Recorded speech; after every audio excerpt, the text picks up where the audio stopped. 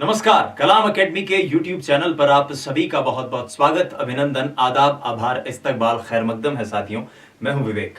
आज की इस बेहद महत्वपूर्ण परिचर्चा में हम शिक्षा मनोविज्ञान के एक और विशेष टॉपिक को आप लोगों के लिए लेकर आए हैं। जैसा कि आप जानते हैं, शिक्षा मनोविज्ञान के उन तमाम टॉपिक्स के ऊपर हम प्रतिदिन परिचर्चा कर रहे हैं जिनसे रीट में सवाल बनते आए हैं और भविष्य में भी सवाल बनने की संभावना है, और उनसे भी जुड़े हुए जो विशेष इंपॉर्टेंट जो फैक्ट्स हैं, तत्व हैं, संप्रत्यय हैं, पॉइंट्स हैं, उनके ऊपर हम डिस्कशन करते हैं, विश्लेषण उनका करते हैं। तो आज आइए, शिक्षा मनोविज्ञान में अधिगम जो हमारा अभी टॉपिक चल रहा है, जिसके कुछ लेक्चर्स आप देख चुके हैं, उसी कड़ी में एक कदम और बढ़ाते हैं और अधिगम से जुड़े हुए एक ऐसे विशेष टॉपिक के ऊपर आज बात करेंगे जो एग्जामिनर्स का, परीक्षकों का फेवरेट टॉपिक है, उनका सबसे पसंदीदा टॉपिक है।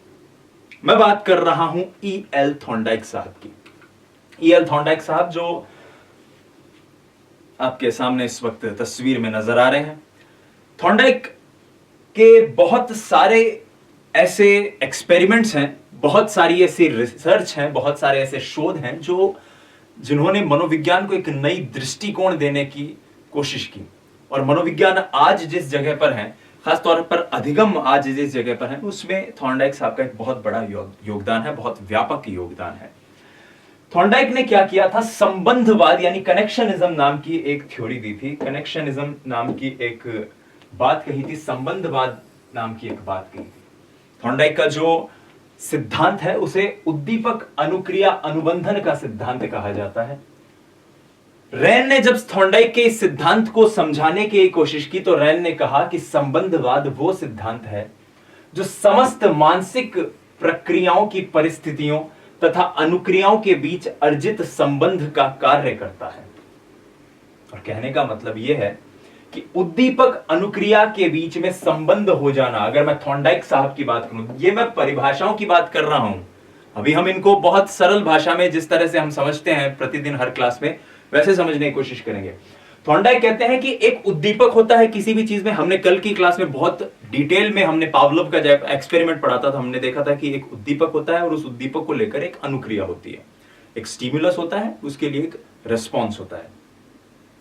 थॉर्नडाइक कहते हैं कि उद्दीपक और अनुक्रिया के बीच में संबंध हो जाना ही अधिगम है। कहने का मतलब यह है कि कोई भी चीज, कोई भी अधिगम जब आपके सामने होता है तो एक तरह से एक समस्या आप लोगों के बीच में आती है, एक समस्या आएगी, एक प्रश्न आएगा। आपने कोशिश करी उसके लिए और उसे हल कर दिया। एक स्टिमुलस था, उसके लिए एक रिस्पॉन्स था। आपने जैसे ही उसे हल किया तो उस समस्या को हल करने की जो प्रक्रिया थी वो दरअसल उस स्टिमुलस यानी उस उद्दीपक और आपकी जो अनुक्रिया हो रही थी उसके बीच में एक संबंध ही तो था। आप कोई भी चीज करते हैं, कोई भी आपके पास मान लीजिए कुछ भी ऐसी चीज हो, आपको मोबाइल चलाना है, मोबाइल चलाना सीखना है, आपको गणित का कोई सवाल सीखना है, तो आप क्या करते हैं, एक सवाल आपके सामने आता है और आप उसको लेकर बहुत सारी अनुक्रियाएं करते हैं, बहुत सारी गणितीय आप संक्रियाएं करते हैं, ऑपरेशंस करते हैं, और फिर आप एक सही उत्तर पर पहुंच जाते हैं। तो यही अधिगम है, ये बात कहते हैं थॉर्नडाइक। और थॉर्नडाइक ने कहा कि ये उद्दीपक और अनुक्रिया के बीच में अनुबंध जो है ये प्रयास व त्रुटि से साबित होगा, ये प्रयास व त्रुटि से घटित होता है, जिसे हम ट्रायल एंड एरर कहते हैं।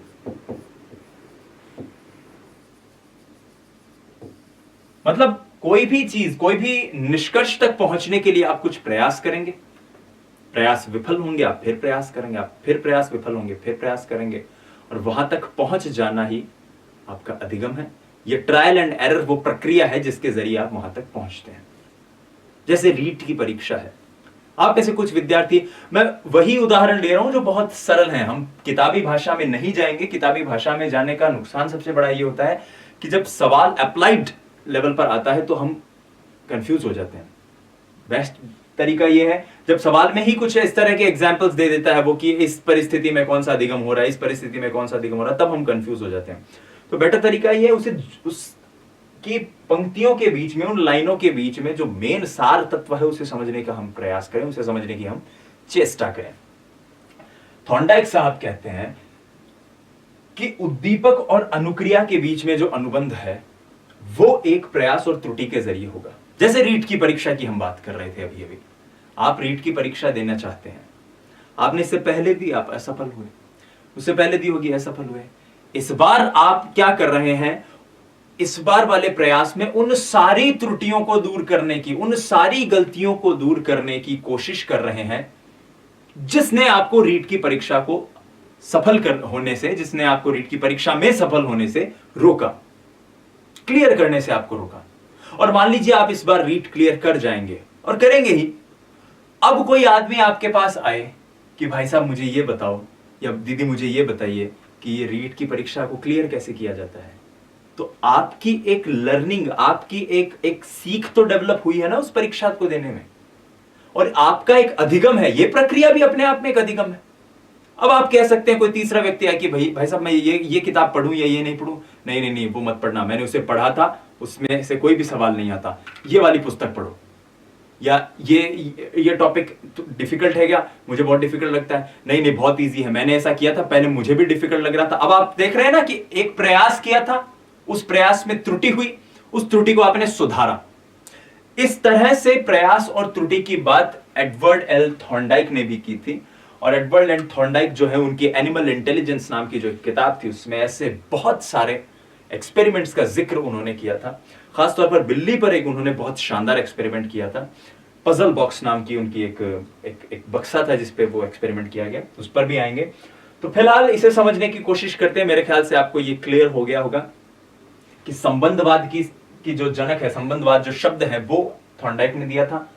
किस तरह से उन्होंने इसकी व्याख्या करी थी।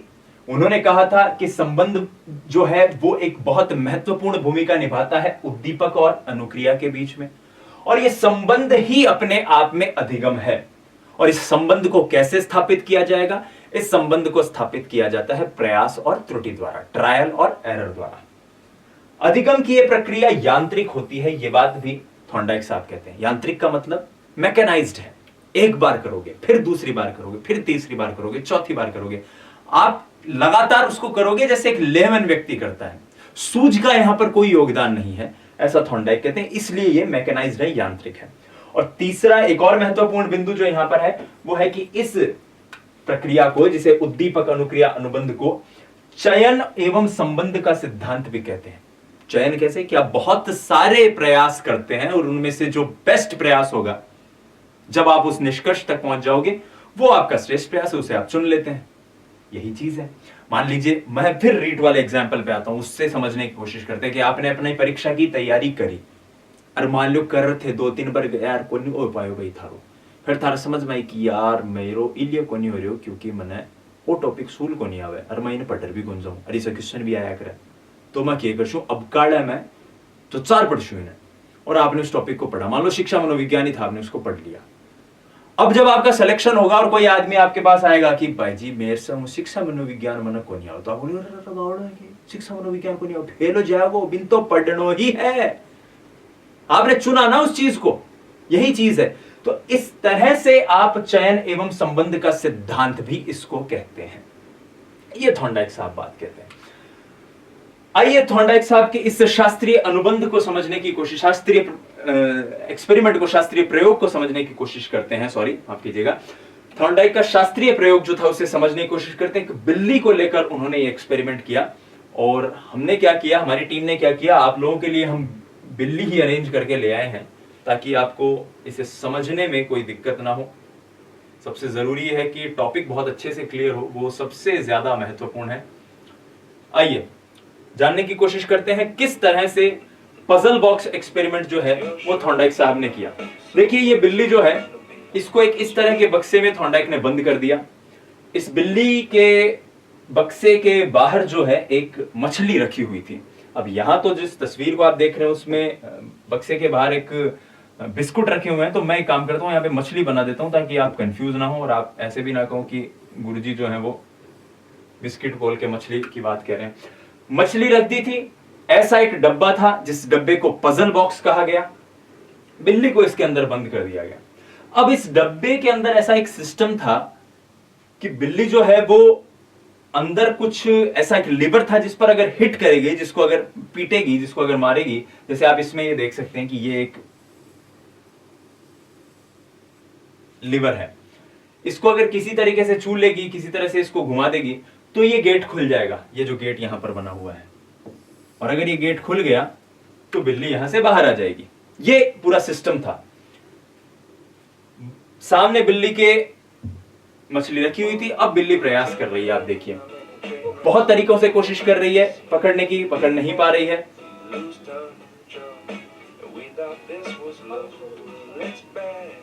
ट्रायल एंड एरर की बात जो थॉर्नडाइक करते हैं वो यही है दरअसल, ट्रायल एंड एरर। बार बार प्रयास करिए। और इस बार देखिए बिल्ली ने बहुत आसानी से बिल्ली ने बहुत आसानी से इस डब्बे को खोल दिया, और अब वो बिल्ली जो उसका भोजन है, उस बिल्ली उसे खा रही है। प्रयास किया और बिल्ली उस जगह तक पहुंच गई।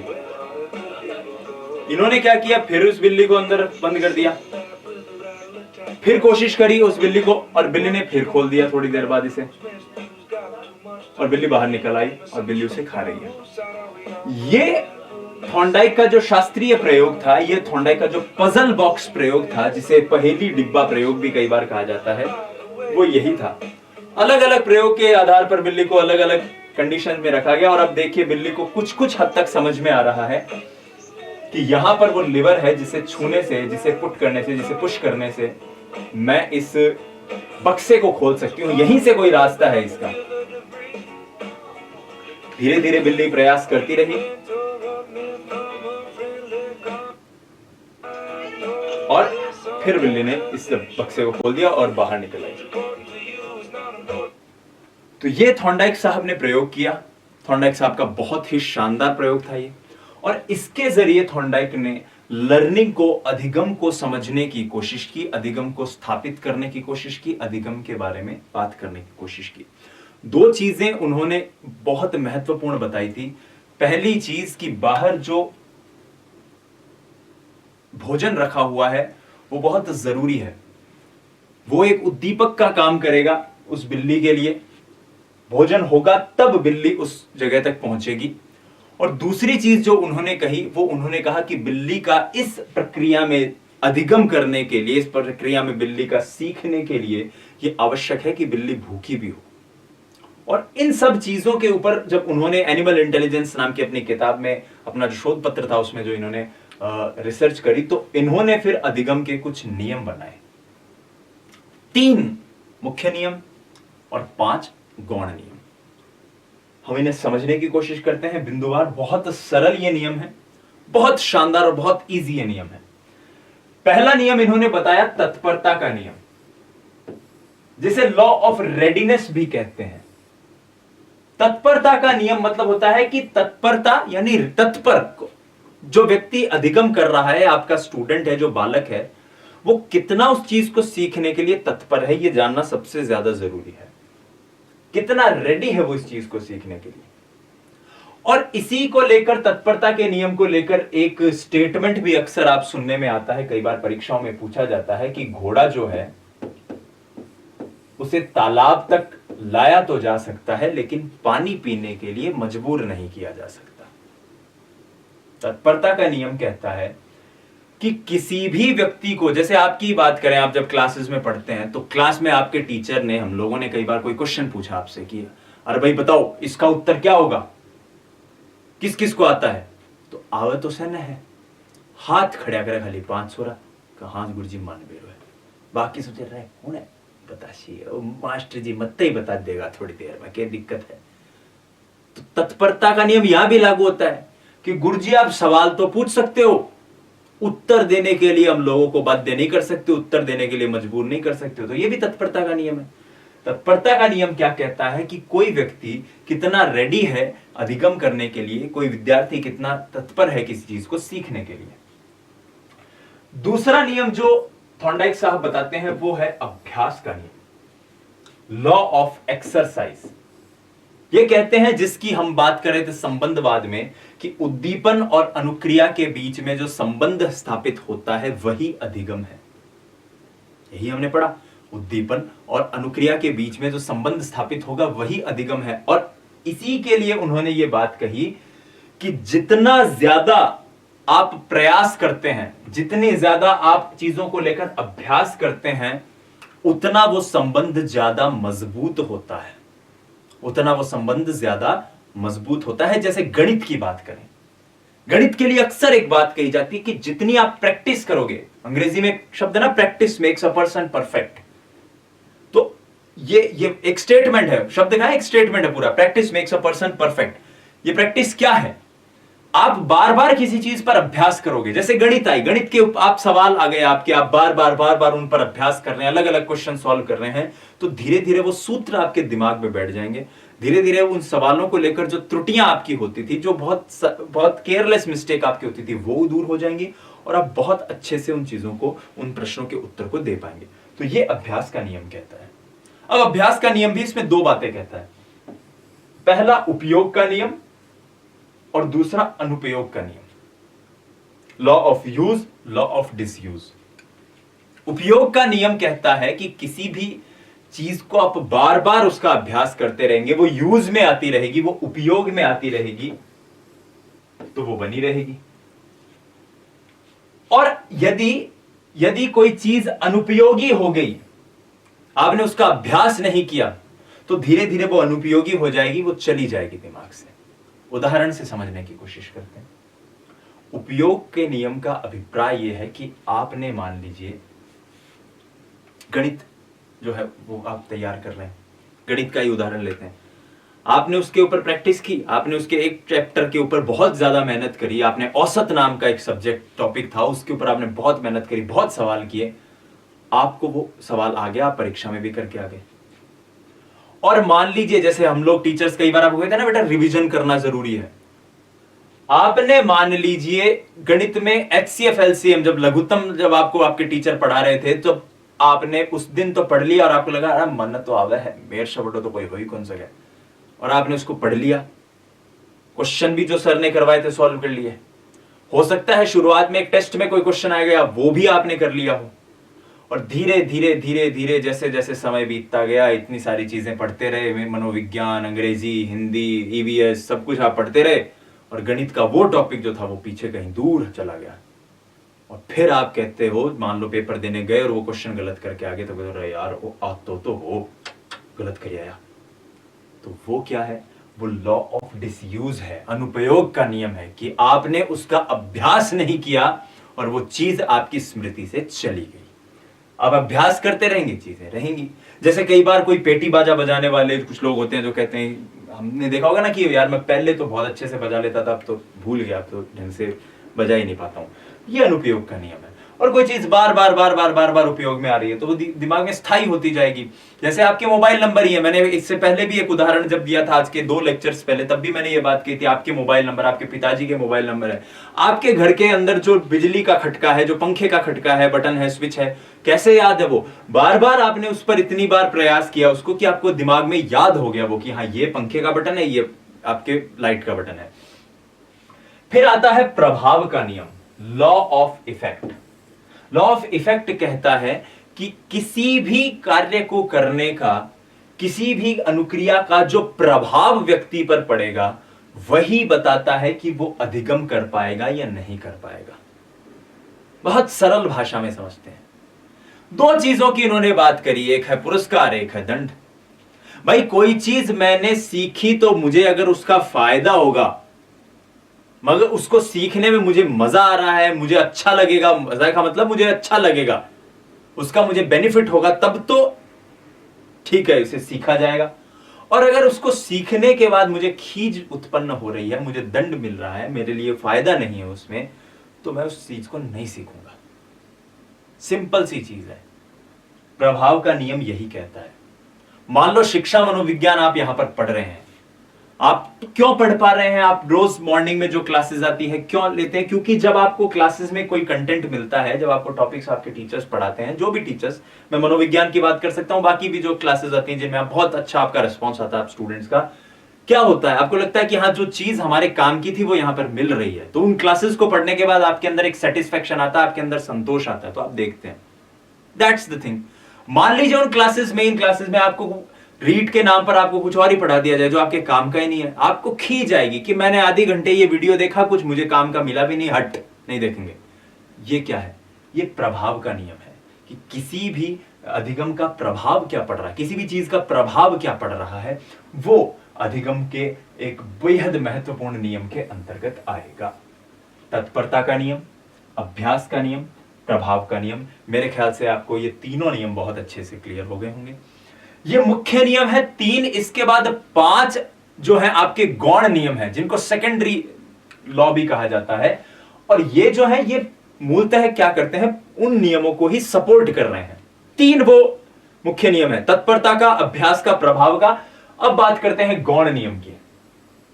पहला गौण नियम है बहु अनुक्रिया का नियम, law of multiple response. Law of multiple response.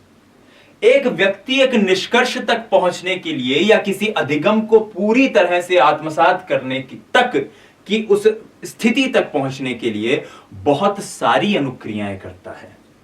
जैसे हमने बिल्ली के उदाहरण में देखा, क्या देखा, बिल्ली जो है सामने बिस्कुट या जो भी मछली जो थी वो रखी हुई थी और बिल्ली उसको बार बार खटका मार रही थी। अंत में बिल्ली उस जगह तक पहुंच गई। 1 बार प्रयास किया, 2 बार किया, 3 बार किया, 4 बार किया, 5 बार किया, बहुत बार उसने अनुक्रियाएं करी। अब उन बहुत सारी अनुक्रियाओं में जो काम की अनुक्रिया है वो तो उसे याद रहेगी, बाकी की वो बिल्ली भूल जाएगी।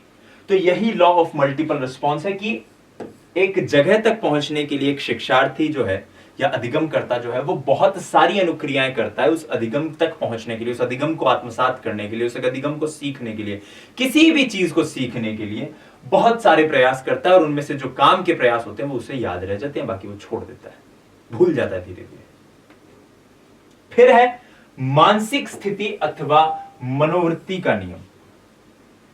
किसी विद्यार्थी के लिए किसी चीज को सीखने के लिए यह बेहद जरूरी है कि आपका एटीट्यूड उसको सीखने के लिए पॉजिटिव हो, सकारात्मक हो।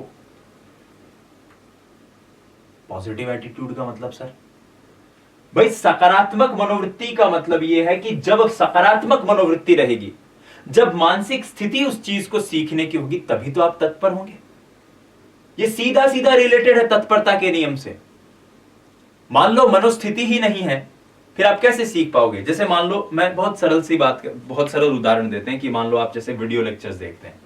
अब कई बार किसी स्टूडेंट को ऐसा लगता है, बोला रहा है ये मास्टर से तो नहीं पढ़ना। अब वो टीचर कितना भी अच्छा पढ़ाते हो आप नहीं पढ़ोगे, डिसलाइक करके और चले जाओगे वीडियो। तो ये क्या है? ये मानसिक स्थिति अथवा मनोवृत्ति का ही नियम है कि आपकी मनोवृत्ति नहीं थी उस चीज को सीखने की।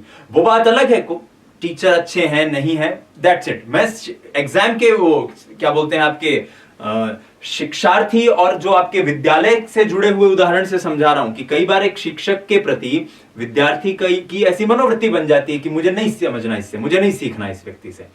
अब जब आप ऐसी मनोवृत्ति बना लेते हैं, फिर आप उस चीज को सीखने के लिए तत्पर नहीं होंगे। 2 नियम एक साथ यहां पर है। ये पहला तो है आपका गौण नियम, और जब आपकी मनोवृत्ति ऐसी होगी, जब आपकी एटीट्यूड ऐसी होगी, तो आपका एटीट्यूड आपकी तत्परता को भी प्रभावित करेगा कि आप कितने तत्पर हैं उस चीज को सीखने के लिए। फिर आते हैं तीसरे गौण नियम पे, जो कहता है तत्वों की पूर्व समर्थता का नियम, law of prepotency of elements. यह कहता है कि बहुत सारी जो चीजें होती हैं उनके प्रति एक विद्यार्थी की जो अनुक्रिया होती है वो एक जैसी नहीं होती। बहुत सारे तत्व होते हैं चीजों को सीखने में। अब इनके 2 भाग इन्होंने कर दिए। पहला भाग इन्होंने किया सुसंगत, जिसको हम रिलेवेंट भी कहते हैं, और दूसरा जिसको कई बार असंगत भी कह देते हैं, असुसंगत भी कह देते हैं। तो असंगत जो था, सुसंगत और असंगत। सुसंगत असंगत का मतलब क्या है कि मान लो 20 चीजें उस बच्चे को सिखाएंगी। अब बच्चे के दिमाग में ऐसा है कि यार ये 5 चीजें तो मेरे काम की है, ये 15 चीजें काम की नहीं, तो उन 5 चीजों को वो पहले सीखेगा। सरल उदाहरण से समझते हैं। रीट की तैयारी टीम कलाम के साथ जो हमारा प्रोग्राम चल रहा है, कई बार आप विद्यार्थियों का कमेंट ऐसा आ जाता है कि सर पूरा टॉपिक नहीं पढ़ा रहे और ये वाली चीज नहीं बताई आपने। आप कल की जैसे वीडियो लेक्चर में था, सर अधिगम के प्रकार तो बताए नहीं आपने, अधिगम की परिभाषाएं तो बताई नहीं आपने। तो कहने का अभिप्राय यह है कि जो चीजें सबसे पहले महत्वपूर्ण है विद्यार्थी के लिए, उन्हें व्यक्ति पहले सीखता है, उनके लिए व्यक्ति पहले अधिगम करता है। और यही चीज ये वाला जो आपका नियम है ये भी कह रहा है। पूर्व समर्थता का नियम या तत्वों की प्रबलता का नियम भी इसे कहा जाता है, जो कहता है कि जो तत्व होते हैं दो तरह से जोड़ दिए जाते हैं जब भी आप अधिगम करते हैं, सुसंगत और असंगत। जो सुसंगत होंगे, जो रिलेवेंट होंगे, उनको आप पहले देंगे।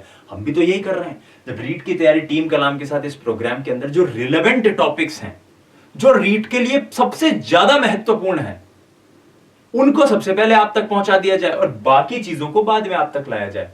एक शिक्षक के लिए भी यह बेहद महत्वपूर्ण है। कई बार यह पूछ लिया जाता है कि तत्वों की पूर्व समर्थता का नियम शिक्षक के लिए कैसे महत्वपूर्ण है। तो शिक्षक को चाहिए कि जब वो कोई टॉपिक अपने स्टूडेंट को पढ़ा रहा है, सेम वही उदाहरण जिससे मैंने अभी अभी आपको बताया, जब कोई टॉपिक शिक्षक अपने विद्यार्थियों को बता रहा है तो क्या करे, पहले वो चीजें बताए जो सरल हैं और जो ज्यादा उपयोगी हैं, और वहां से जब बच्चा मोटिवेट होगा, जब उसे लगेगा कि मैं ये चीज पढ़ सकता हूं, मुझे ये चीज आ रही है, तो वो धीरे धीरे सरलता से कठिन की ओर चला जाएगा। और हमने ये सरलता से कठिन की ओर, ये सारी चीजें हम पहले के लेक्चर्स में पढ़ चुके हैं। इसीलिए उन चीजों के साथ आज के लेक्चर को और हर लेक्चर को आप रिलेट करने की कोशिश कीजिए, बहुत मजा आएगा आपको। फिर आता है सादृश्यता द्वारा अनुक्रिया का नियम। सादृश्यता द्वारा अनुक्रिया का मतलब है law of response by analogy. व्यक्ति एक चीज को अगर सीखता है और फिर दूसरी चीज को सीखता है, तो पहली चीज को सीखने की एक छवि दिमाग में वो बना लेता है और उसके जरिए वो दूसरी चीज भी सीख लेता है। एक एनालॉगी क्रिएट करता है, एक सादृश्यता वो क्रिएट करता है। मान लीजिए आपने मोटरसाइकिल सीखी, अब आपको स्कूटी सीखने को कहा गया, या आपने साइकिल सीखी फिर आपने स्कूटी सीखी, कुछ भी कह सकते हैं। तो कथन का अभिप्राय क्या है कि एक आपके दिमाग में एक इमेज बन गई कि इस तरह से हम सीख सकते हैं किसी भी चीज को, इस तरह से बैलेंस बनाया जाता है दो टायरों के साथ। ये बैलेंस वाला खेल मैंने साइकिल में सीख लिया, अब मैं इसे स्कूटी में भी लगा सकता हूं, मैं इसे स्कूटर में भी लगा सकता हूं, मैं इसे मोटरसाइकिल में भी लगा सकता हूं। चार पहिया वाली गाड़ी बना चलावा लाग जाओगे मैंने, बाकी करो दो पहिया पर चलावा लाग जावा कि बिम भी कर सका ना, दो पहियों की गाड़ी में आप ये चीजें कर सकते हो। तो ये सादृश्यता द्वारा अनुक्रिया का जो नियम है, law of response by analogy, जो है वो यही बात कहता है। साहचर्य परिवर्तन का नियम। मैं ये नियम समझाने के बाद आपसे एक बहुत अच्छा सा क्वेश्चन पूछूंगा और मैं देखता हूं कि आप में से विद्यार्थी उस चीज तक, उस जगह तक जा पाते हैं या नहीं जा पाते।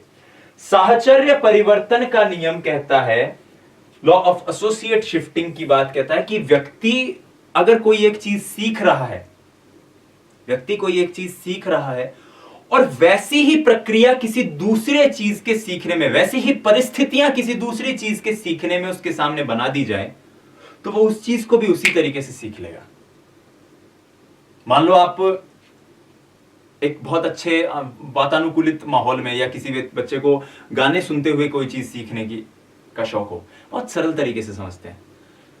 गणित वो गाने सुनते हुए सीखता है और अब उसे लग रहा है कि यार फिजिक्स मुझे पढ़नी है तो फिजिक्स भी मैं वैसे ही पढ़ लूं। या गणित और फिजिक्स को आप ऐसे भी समझ सकते हो कि गणित में भी संख्याएं हैं बहुत सारी, और आप अब फिजिक्स को पढ़ने की कोशिश करो, फिजिक्स में आप मैकेनिक्स पढ़ने की कोशिश करो, तो आपको लगे कि यार ये तो गणित जैसी है, हो जाएगा, चेप देंगे।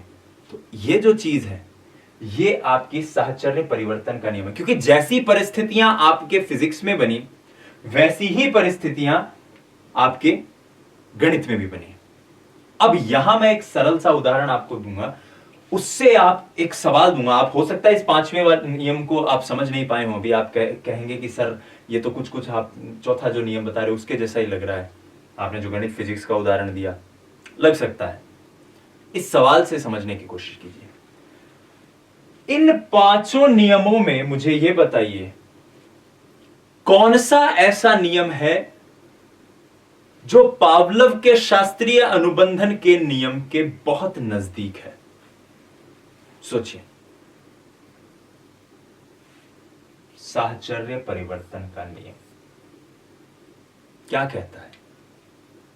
साहचर्य परिवर्तन ने क्या कहा कि एक चीज के सीखने में जैसी परिस्थितियां आई वैसी ही परिस्थितियां किसी दूसरे अधिगम के पास साथ आपने जोड़ दी, तो व्यक्ति दूसरी चीज को भी वैसे ही सीख लेगा। कल की जो क्लास थी जिसमें हमने पावलोव के एक्सपेरिमेंट को पढ़ने की कोशिश की, जब आप इस तरह से चीजों को रिलेट करेंगे ना दोस्तों, तभी शिक्षा मनोविज्ञान आपकी क्लियर होगी अच्छे से। अदरवाइज कितनी भी किताबें पढ़ लीजिए, कितनी भी परिभाषाओं के रट्टे मार लीजिए, नहीं बैठने वाली बात। समझिए पावलोव क्या कह रहा था। पावलोव ने कहा था कि कुत्ता जो था उसको एक स्वाभाविक उद्दीपक था, स्वाभाविक उद्दीपक के साथ आपने सीटी बजाई, सीटी बजाने के साथ क्या बोलते हैं, अनुक्रिया हुई, स्वाभाविक। अब आपने धीरे धीरे धीरे धीरे से तो हटा दिया खाने को तो, और अस्वाभाविक उद्दीपक है वही देना शुरू किया खाली उसे। अब जब उसे अस्वाभाविक उद्दीपक आपने दिया तब जो अनुक्रिया होगी वो अस्वाभाविक या कंडीशनड जो रिस्पॉन्स है वो आपको मिला। यही बात ये कह रहा है कि एक परिस्थिति में कोई चीज सीख रहे हो, वैसी परिस्थितियां दूसरे अधिगम के सीखने के साथ अगर जोड़ दी जाए आप सीख जाएंगे। ये अधिगम के 5 गौण नियम हैं जो हमने समझने की कोशिश की बेहद सरल तरीके से। आइए अब इनसे जुड़े हुए सवाल करते हैं। अधिगम अंतरण का थॉर्नडाइक का सिद्धांत कहा जाता है क्या? अधिगम अंतरण का, हालांकि हम इसे गौण तत्वों वाले उदाहरण से भी समझ सकते हैं। गौण तत्वों में हमने जो 5 तत्व देखे, माफ कीजिए, गौण नियमों के जो 5 नियम देखे, जिसमें हमने बहु अनुक्रिया का नियम, मानसिक स्थिति अथवा मनोवृत्ति का नियम, तत्वों की पूर्व समर्थता का नियम या सादृश्यता द्वारा अनुक्रिया का नियम, और साहचर्य परिवर्तन का नियम, ये जो हमने देखे, इनसे भी इसे समझा जा सकता है। फिर भी हम इसे और अच्छे से रिलेट करने की कोशिश करेंगे कि अधिगम अंतरण का थॉर्नडाइक का सिद्धांत कहा जाता है क्या? तो इस सवाल का जवाब हो जाता है अनुरूप तत्वों का सिद्धांत। अनुरूप तत्वों का सिद्धांत कैसे, समझने की कोशिश करते हैं। आपको याद हो जब हमने अधिगम पढ़ा था तब हमने शिक्षण अंतरण की बात की थी। इसे चाहे तो आप अनुरूप तत्वों का सिद्धांत आप कह सकते हैं कि जो थॉर्नडाइक का जो गौण नियम है वो भी कुछ ऐसी बात करता है, law of response by analogy. एक जैसे तत्वों की बात कर रहा है, हमने इसे समझने की भी कोशिश की थी, सादृश्यता की बात कर रहा है। लेकिन इसे और बेटर समझा जा सकता है जब हम शिक्षण के अंतरण की बात करते हैं कि एक सीखी हुई चीज, एक सीखा हुआ कौशल दूसरे सीखे हुए कौशल पर कैसा प्रभाव डालता है, सकारात्मक, नकारात्मक, शून्य। ये हमने पढ़ने की कोशिश की थी। आज हम उसके सिद्धांतों को समझेंगे। देखिए कुछ विद्यार्थी कहते हैं कि सर ये चीज समझा दो, इस तरह समझा दो। दोस्तों हम क्वेश्चन आंसर्स की फॉर्मेट में चल रहे हैं और उस तरीके से उन चीजों को ले रहे हैं। उस क्लास में जब हमने किया था तो हमने सिर्फ इतना सा समझा था कि शिक्षण अंतरण होता क्या है। आज की कक्षा में हम शिक्षण अंतरण के सिद्धांतों को भी समझेंगे। 1 मिनट का रिवीजन लेते हैं। यदि पहले सीखी हुई चीज दूसरी नई सीखी हुई चीज को सकारात्मक रूप से प्रभावित करती है, उसको सीखने में मदद देती है, तब तो वो सकारात्मक है या धनात्मक है। अगर वो उसे सीखने में बाधा पहुंचा रही है तब वो ऋणात्मक है। और अगर दोनों में कोई अंतर ही नहीं हो रहा, दोनों एकदम अलग चीजें हैं, तब वो शून्य अंतरण की बात है।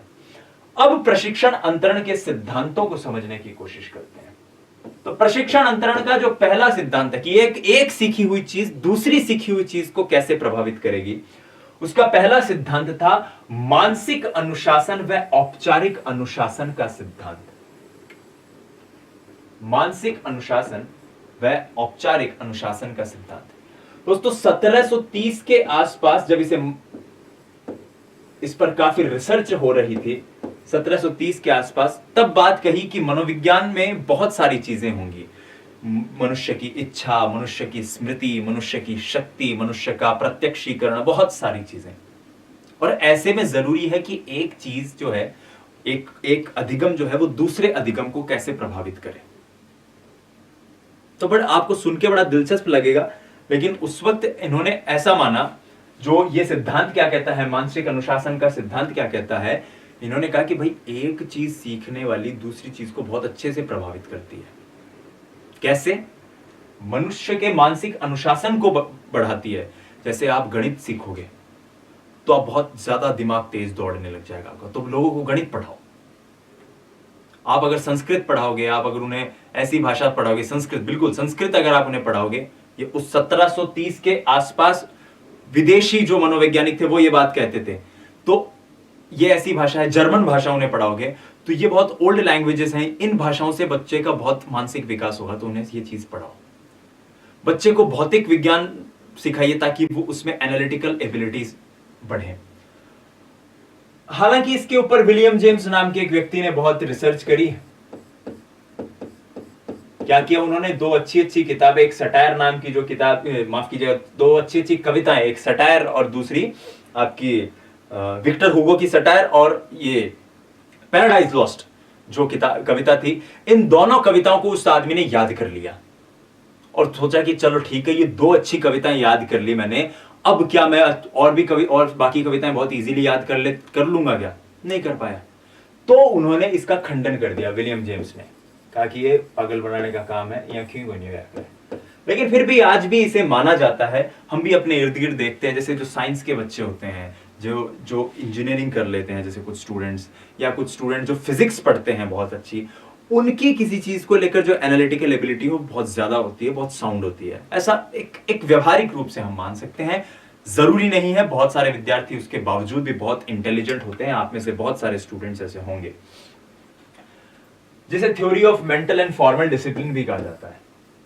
दूसरा जो सिद्धांत था वो था समरूप तत्वों का सिद्धांत, जिसका प्रतिपादन किसने किया?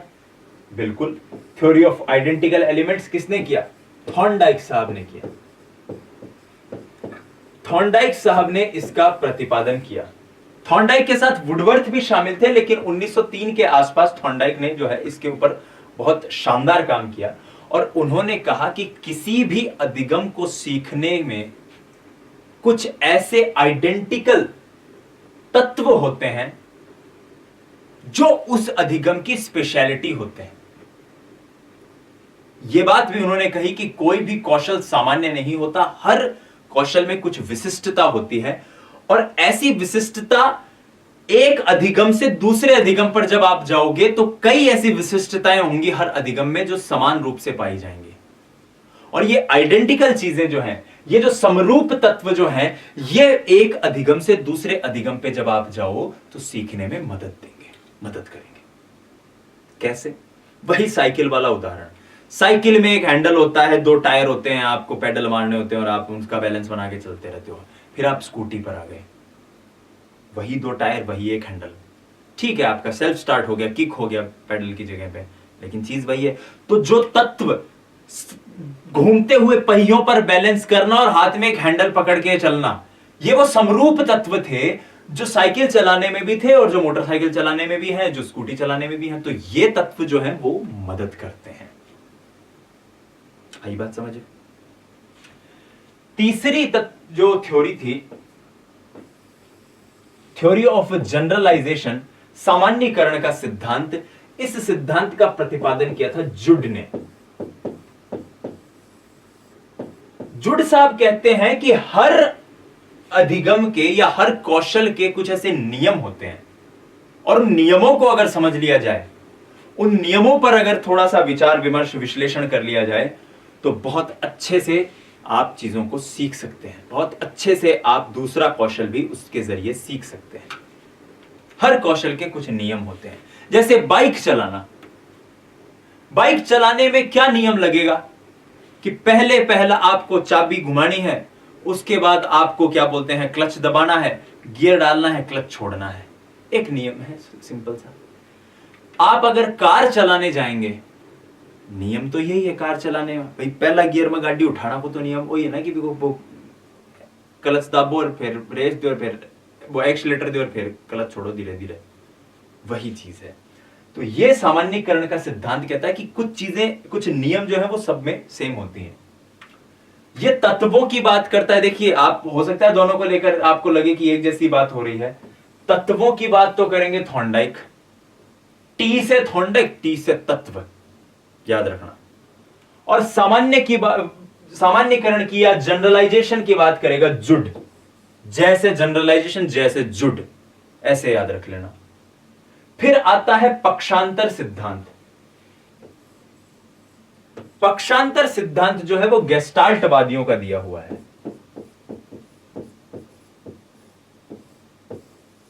गेस्टाल्टवादी कहते हैं कि उद्दीपन के बीच में, दो उद्दीपनों के बीच में संबंध महत्वपूर्ण है। अगर एक संबंध बन गया तो आदमी उस चीज को सीख जाएगा। इन्होंने इसके लिए एक एक्सप्लेनेशन दिया, मैं वो आपको समझा देता हूं। क्या किया, चिड़ियों का एक जो ग्रुप था, उस ग्रुप के सामने एक 6 इंच की जो एक प्लेट थी, उस पर कुछ अनाज रखे जो बहुत साफ सुथरे थे। उसके बाद 4 इंच की एक छोटी प्लेट रखी जिसमें अनाज थे, लेकिन वो अनाज थोड़े से चिपचिपे थे, गोंद से चिपके हुए थे। उन चिड़ियों को प्रयास और त्रुटि और उसके प्रयास के सिद्धांत के द्वारा पहले उनको अनाज चुगना सिखाया।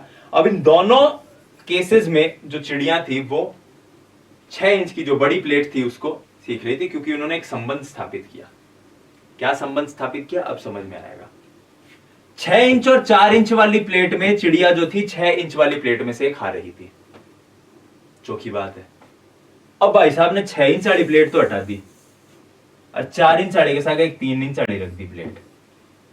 मजेदार बात यह है कि इस 4 इंच वाली प्लेट में जो दाने थे, जो अनाज के टुकड़े थे, वो जो दाने थे अनाज के, माफ कीजिएगा, वो वही थे चिपचिपे वाले।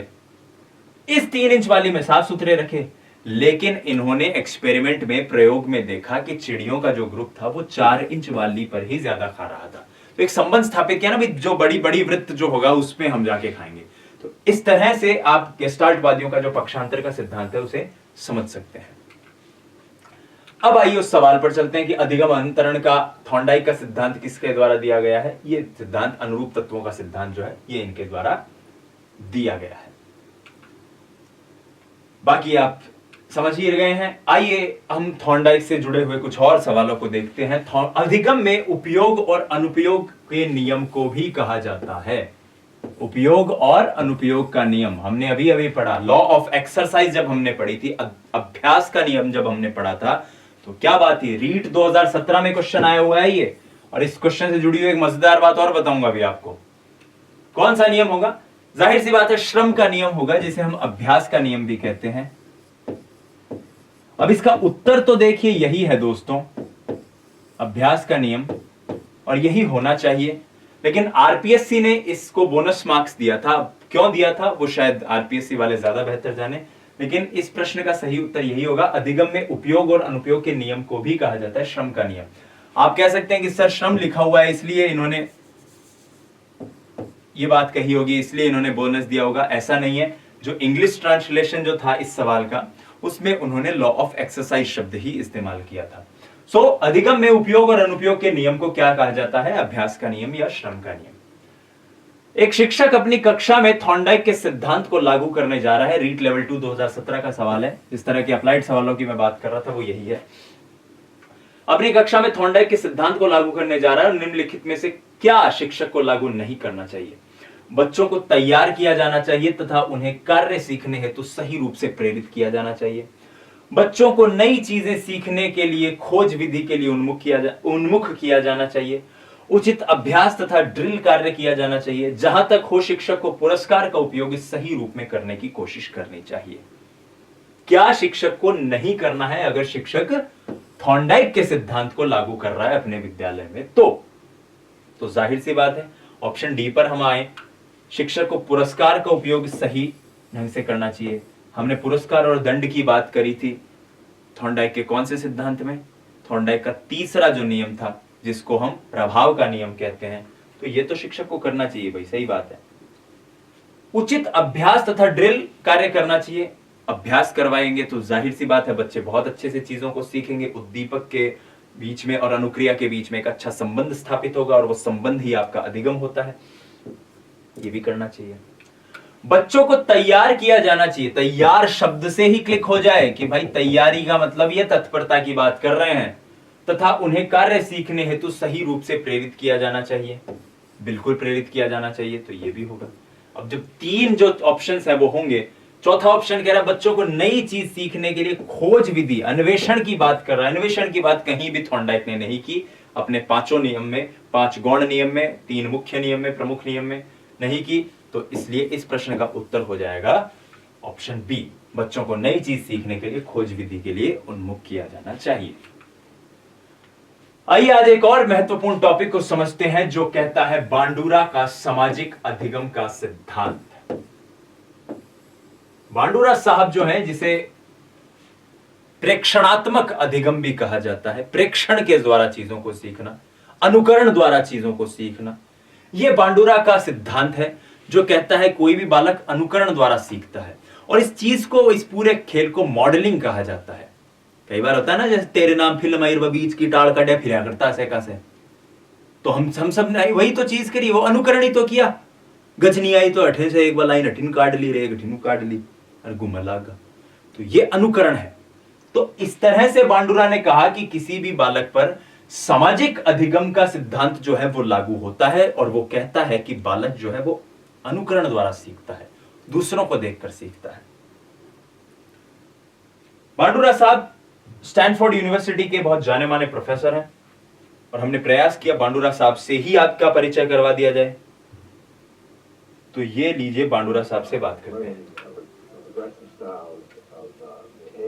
Professor of psychology Stanford university Albert बांडुरा, जो कहते हैं कि बालक जो है वो अनुकरण द्वारा सीखता है। और इसके लिए बांडुरा साहब ने एक बहुत ही शानदार एक्सपेरिमेंट किया था, जिसे बोबो डॉल नाम से जाना जाता है। एक गुड़िया के जरिए उन्होंने एक्सपेरिमेंट किया, और इस वीडियो में वो उस एक्सपेरिमेंट को ही समझा रहे हैं, वो उसके बारे में ही बता रहे हैं अल्बर्ट बांडुरा जी की किस तरह से ये जो बॉब डॉल वाला जो एक्सपेरिमेंट था वो कारगर साबित हुआ बच्चों के अनुकरण द्वारा सीखने के सिद्धांत को समझने के लिए। इन्होंने क्या किया, 3 खांचों में, 3 ग्रुप्स में बच्चों को बांटा, और उन बच्चों को वीडियो दिखाई, फिल्म दिखाई। क्या दिखाई? उस फिल्म में एक किशोर बालक एक इस प्रकार की, जो ये गुड़िया आप जो देख रहे हो, इस गुड़िया को पीटता है। 3 ग्रुप थे, ए ग्रुप, बी ग्रुप और सी ग्रुप।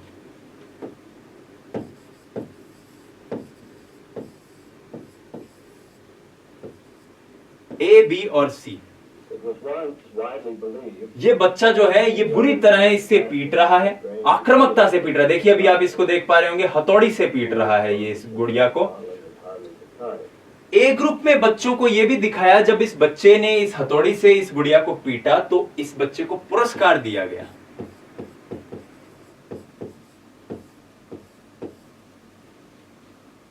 बी ग्रुप वाले बच्चों को दिखाया कि जब बच्चे ने ऐसा किया तो उसे दंड दिया गया। और तीसरे ग्रुप को यह दिखाया कि जब बच्चे ने इस प्रकार की हरकत करी, जब बच्चा इस गुड़िया को पीट रहा था, तो कोई भी न दंड न पुरस्कार, कुछ भी उस बच्चे को नहीं दिया गया। ये किशोर बालक है, और जो उससे कम वय के, कम उम्र के बच्चों को ये पूरा एक्सपेरिमेंट दिखाया गया। बाद में उन बच्चों को कहा कि जाओ, और रिसर्च और प्रयोग के जरिए ये देखा गया कि जो बच्चे थे जिन्होंने पहला वाला वीडियो देखा था, वो बच्चे काफी आक्रामक थे। दूसरा वीडियो जिन्होंने देखा था दंड वाला, वो थोड़े कम आक्रामक थे। और तीसरी फिल्म, यही फिल्म, एग्जैक्टली यही फिल्म जो दिखाई थी स्टैनफोर्ड यूनिवर्सिटी में अल्बर्ट बांडुरा साहब ने जब बच्चों के ऊपर एक्सपेरिमेंट किया, तो इस वक्त जो आप वीडियो देख रहे हो वही वीडियो दिखाई गई थी। और तीसरा जो ग्रुप था वो ग्रुप रहा शांत। तब बांडुरा जी ने इस कंक्लूजन पर पहुंचे कि बालक जो हैं वो किसके जरिए सीख रहे हैं, वो अनुकरण के जरिए सीख रहे हैं। यह सामाजिक अधिगम का सिद्धांत है कि एक बालक अनुकरण द्वारा सीखता है। मेरे ख्याल से आपको ये एक्सपेरिमेंट और ये बोबोडॉल जो एक्सपेरिमेंट है, जो सीधा स्टैनफोर्ड यूनिवर्सिटी की जो एक वीडियो लाइब्रेरी से हमारी टीम ने प्रयास किया कि हम ये आप लोगों के लिए लेकर आए, हम बहुत बहुत शुक्रगुजार हैं स्टैनफोर्ड यूनिवर्सिटी के लिए, और बांडुरा साहब के लिए भी जिन्होंने ये वीडियो हमें अवेलेबल करवाई। इंटरनेट पर अवेलेबल है, आप भी चाहें तो जाकर देख सकते हैं वीडियो। अब आते हैं इस सवाल पे कि जिस प्रक्रिया में व्यक्ति दूसरों के व्यवहार को देखकर सीखता है, ना कि प्रत्यक्ष अनुभव से, उसे क्या कहा जाता है? सामाजिक अधिगम, अनुबंधन, प्रायोगिक अधिगम या फिर आकस्मिक अधिगम? बहुत सरल सवाल है। क्या होगा इसका उत्तर? सामाजिक अधिगम। अभी अभी हमने देखा, बांडुरा का एक्सपेरिमेंट है। बालक के व्यक्तित्व को किस प्रकार का अधिगम प्रभावित करता है? प्रयत्न व त्रुटि, अनुकरण अधिगम, अंतर्दृष्टिपूर्ण अधिगम या फिर अनुदेशनात्मक अधिगम? और बालक के अधिगम के ऊपर स्पेसिफिक होकर बांडुरा साहब ने यह बात कही थी कि बालक के व्यक्तित्व को जो अधिगम प्रभावित करता है वो अनुकरण अधिगम है, क्योंकि बालक अनुकरण के द्वारा सीखता है। Option B. बहुत सरल। निम्न में से कौन सा उदाहरण बांडुरा के अवलोकन आधारित अधिगम का नहीं है? देखिए आप ध्यान से चेक करने की कोशिश कीजिए। रीट लेवल 2012 में आया था, लेवल 2 में। यह भी ठीक वैसा ही क्वेश्चन है। हमने जब थॉर्नडाइक को पढ़ा तब भी एक ऐसा क्वेश्चन आया था कि एक शिक्षक को कैसा करना चाहिए। तो केवल परिभाषाओं को रटने में, केवल चीजों को बस क्रैम करने में अपना समय मत व्यर्थ कीजिए। उन चीजों को पढ़ते हुए थोड़ा सा एनालिसिस कीजिए कि आज की पढ़ रहे हूं, अब काम भी आवेगी को नहीं आओगी और कट्ठ काम आसी। तो जब आप इस तरह से देखेंगे ना कि ये चीज एक शिक्षक ऐसे समझता है, इस तरह से करता है, तब आप क्लिक कर पाएंगे।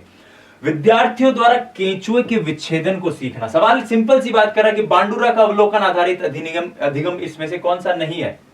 क्रिकेट का उत्साह, सामाजिक अध्ययन के प्रति नापसंदगी। बाकी तीनों ऑप्शन देखने में मुझे लग रहे हैं कि वही होते हैं, चाहे वो सामाजिक अध्ययन के प्रति नापसंदगी हो, चाहे क्रिकेट का उत्साह हो, चाहे विद्यार्थियों द्वारा केंचुए के विच्छेदन को सीखना हो। भाई केंचुए के विच्छेदन को सीखना, भाई केंचुए के विच्छेदन को तभी तो सीखेगा जब उसे देखेगा। अच्छा यहाँ करेगी, ओहो आएगी समझ में, वही चीज है।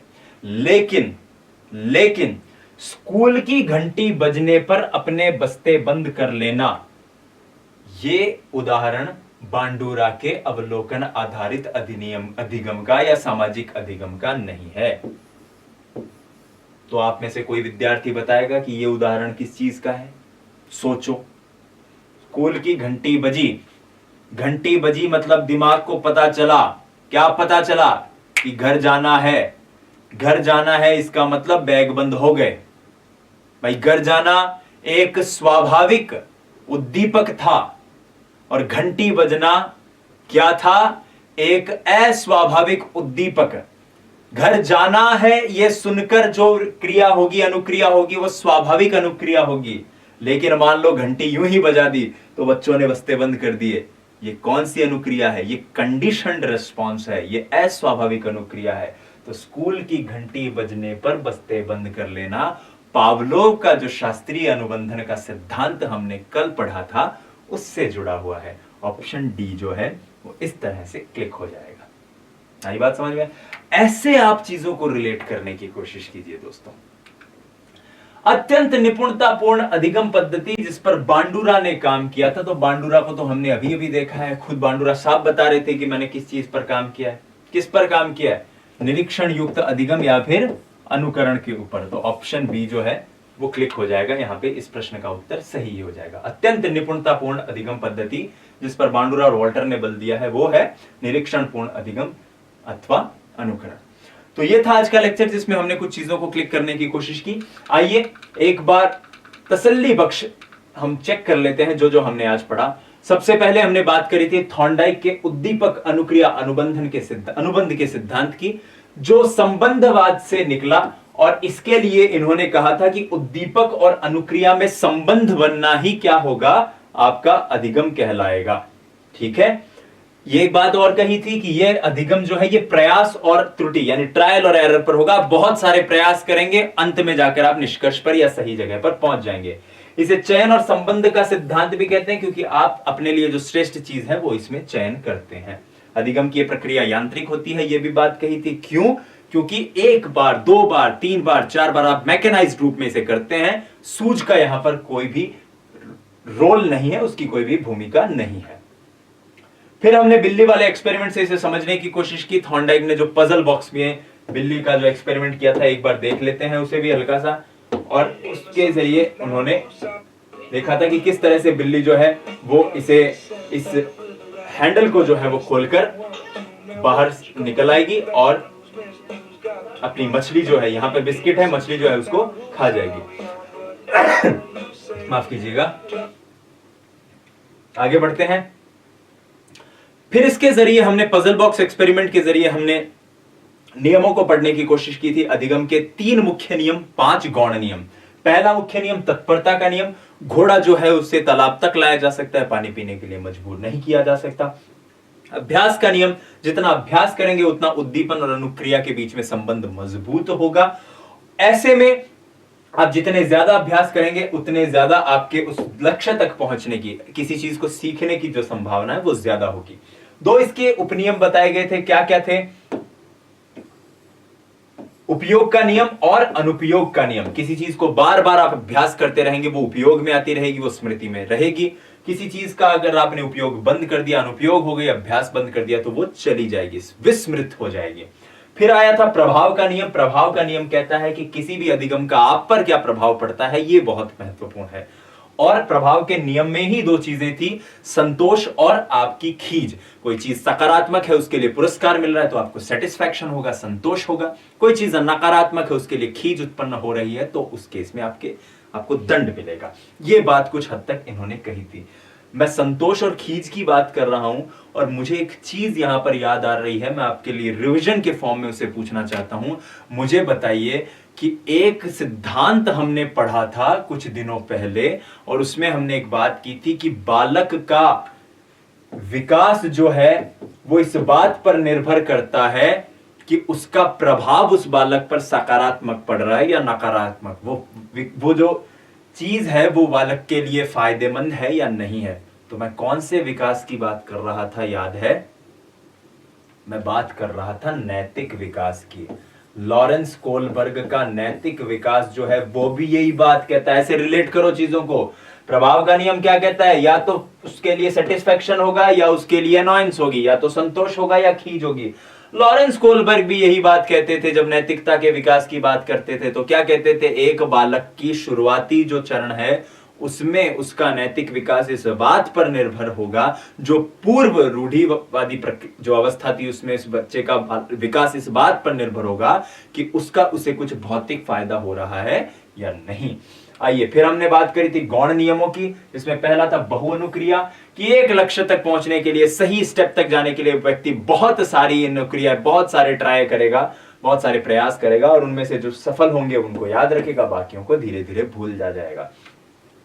मानसिक स्थिति मनोवृत्ति का नियम था, जो कहता है कि व्यक्ति की मनोवृत्ति जो है, व्यक्ति का जो एटीट्यूड है वो होना चाहिए सकारात्मक किसी चीज को सीखने के लिए, क्योंकि एटीट्यूड से ही रेडीनेस आएगी, एटीट्यूड से ही तत्परता आएगी। फिर हमने पढ़ा था तत्वों की पूर्व समर्थता का नियम, जो कहता है सुसंगत और असुसंगत या असंगत में हम तत्वों को बांट लेते हैं, और जो सुसंगत होते हैं उनके प्रति जो अनुक्रिया है वो जल्दी होती है, असंगत के प्रति नहीं होती है या बहुत देर से होती है। और इस तरह से ही शिक्षक को भी चीजों को, बच्चों को समझाना चाहिए, सिखाना चाहिए। फिर हमने सादृश्यता द्वारा अनुक्रिया का नियम देखा था कि दो अलग अलग चीजों को सीखने में एक एनालॉजी होती है, और उसके जरिए व्यक्ति कोई चीज को सीख लेता है। साहचर्य परिवर्तन का नियम हमने पढ़ा था, लॉ ऑफ एसोसिएशन, की एक अधिगम के दौरान जो परिस्थितियां बनाई गई वैसी ही परिस्थिति किसी दूसरे अधिगम में अगर बनेगी तो व्यक्ति जो है वो वैसी ही अनुक्रिया करेगा, उसी तरह से सीखेगा। फिर हमने अधिगम अनंतरण का एक सवाल किया था, और उसका उत्तर था अनुरूप तत्वों का सिद्धांत।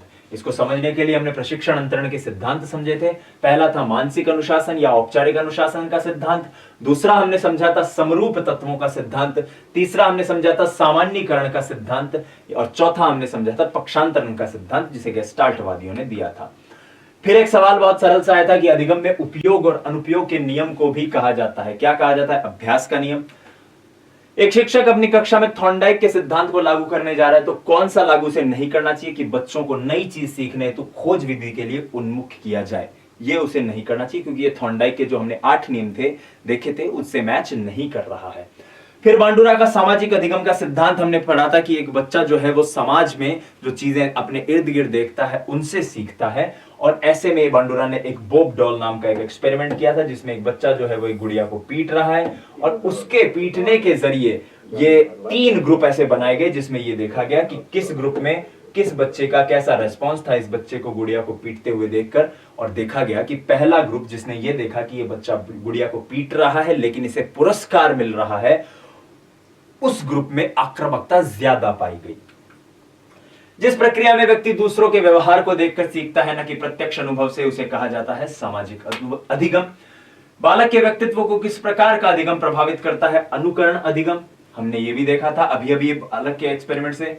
फिर इनमें से कौन सा उदाहरण बांडुरा के अवलोकन आधारित अधिगम का नहीं है? तो स्कूल की घंटी बजने पर अपने बस्ते बंद कर देना, ये उसका उदाहरण नहीं है। और अंत में हमने देखा था कि बांडुरा ने इनमें से किस पद्धति पर बल दिया है? तो ये वही बात है, अनुकरण की पद्धति पर बल दिया है बांडुरा ने। ये थे आज के कुछ बेहद महत्वपूर्ण कॉन्सेप्ट्स, उनसे जुड़े हुए वो सवाल जो रीट में अब तक आए जा चुके हैं, जिनकी भविष्य में भी पूछे जाने की संभावनाएं उतनी ही ज्यादा है। ये अंक आपको कैसा लगा, ये आपको क्लासेस कैसी लगी, हमें कमेंट करके जरूर बताइएगा दोस्तों, क्योंकि इसी से हमें मोटिवेशन मिलता है। आप लोग जो अपने घरों में बैठ के तैयारी कर रहे हैं, आपकी तैयारी में एक कदम, एक कड़ी जोड़ने की कोशिश कलाम एकेडमी की है, क्योंकि जब आप सफल होंगे, जब आप जीतेंगे, जब आपकी जॉब लगेगी, या फिर आप जब उस अपने लक्ष्य को हासिल करेंगे, तो हम जो आपके साथी, आपके दोस्त, आपके शिक्षक हैं, हमें भी उतनी ही खुशी होती है जितनी आपको होती है। तब आप जैसे स्टूडेंट्स के लिए एक शेर मैंने कभी लिखा था कि तेरे जुनू के साथ सफर में मेरा यकीन भी शामिल है, तेरा इम्तिहान तेरे जितना मेरा भी है दोस्त। मैं लेता हूं विदा, फिर मिलूंगा आपसे अगले लेक्चर में। तब तक के लिए नमस्कार, जय हिंद, वंदे मातरम।